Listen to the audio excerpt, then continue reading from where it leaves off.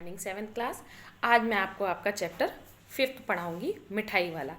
बच्चे, एक मिठाई वाला एक बहुत ही दिल को छूने वाली कहानी है।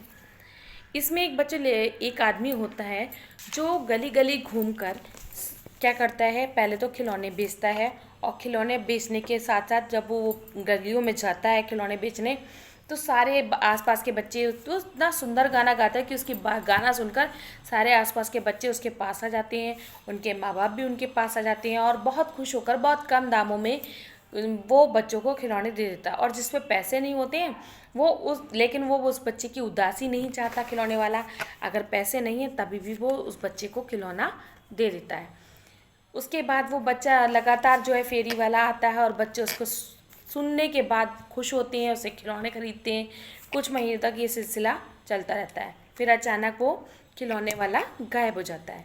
फिर कुछ दिनों बाद एक जो है बच्चों आपके मुरली वाला उसी अंदाज में गाना गाते हुए फिर से नगरों गांव में घूमने लगता है।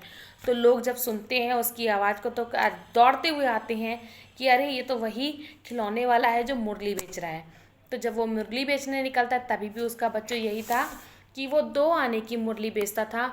और लेकिन कुछ लोग इस समाज में ऐसे होते हैं जो मोल भाव करते हैं, जैसे विजय बाबू इस कहानी में दिखाए हैं। आप जब पढ़ेंगे तो वो भी कहते हैं कि अरे मुरली वाला तो मुझ पे एहसान नहीं कर रहा 2 पैसे में मुरली दे के। मगर बेटा ऐसा नहीं होता है बच्चों। वो जो मुरली वाला था ना, या आप ये कह लो खिलौने, पहले उसने खिलौने बेचे थे तो खिलौने वाला, अब वो मुरली वाला हो गया। उसको सच्चा सुख पता है बच्चों की खुशी में मिलता था। तो वो कम दाम में भी अपनी सारी चीज़ें जो है खिलौने मुरली कम दाम में भी बच्चों को दे जाता था, सिर्फ इसलिए कि बच्चों के चेहरे पे उदासी नहीं आनी चाहिए।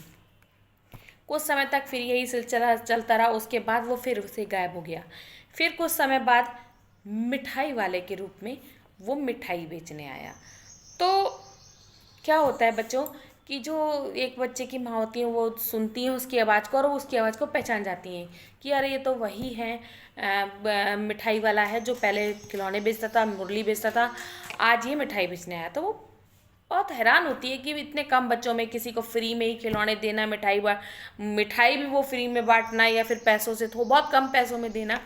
वो सोचती है कि आखिर बात क्या है। तो वो जो मिठाई वाला है, खिलौने वाला है जो व्यक्ति है, उससे बात करने की कोशिश करती है। तो वो उससे पूछती है कि भाई साहब आप इतना नुकसान उठाकर आप सामान बेचते हैं और बच्चों के खुश होते ही आप बहुत खुश हो जाते हैं, ऐसा क्यों? तो वो मिठाई वाला बताता है बच्चों कि मेरा भी हंसता खेलता परिवार था, बीवी थे, बच्चे थे, लेकिन विधाता की ऐसी कृपा हुई कि अब मेरा जो लीला थी वो ऐसी हुई कि समय की गति के आगे चलते अब मेरे पास कोई भी नहीं, ना मेरी बीवी ना मेरे बच्चे, सब इस दुनिया में नहीं हैं। और इस गम को दूर करने के लिए मैं ये सब करता हूँ जिससे कि जब बच्चों के चेहरे खिल उठते हैं तो मेरा भी चेहरा खिल आता है और मैं अपने सारे दुख भूल जाता हूँ उन बच्चों के दुख में। इसीलिए मैं नुकसान उठाकर भी अपनी सभी चीज़ें कम दामों पे बेच देता हूँ। तो बच्चों, इंसानियत भी बहुत बड़ी चीज़ होती है। कभी कभी इंसान अपने दुख में सुख और सुख में दुख ढूंढता है। ठीक इसी तरीके से ये मिठाई वाला है, वो दूसरे बच्चों की मुस्कान में अपने बच्चे की मुस्कान को देखता है, अपनी खुशियों को देखता है। बच्चों, इस चैप्टर की रीडिंग आप फिर से करेंगे और रीडिंग करने के बाद आप इसके वर्ड मीनिंग और सारी एक्सरसाइज करेंगे। ठीक है बच्चों, तब तक के लिए बाय।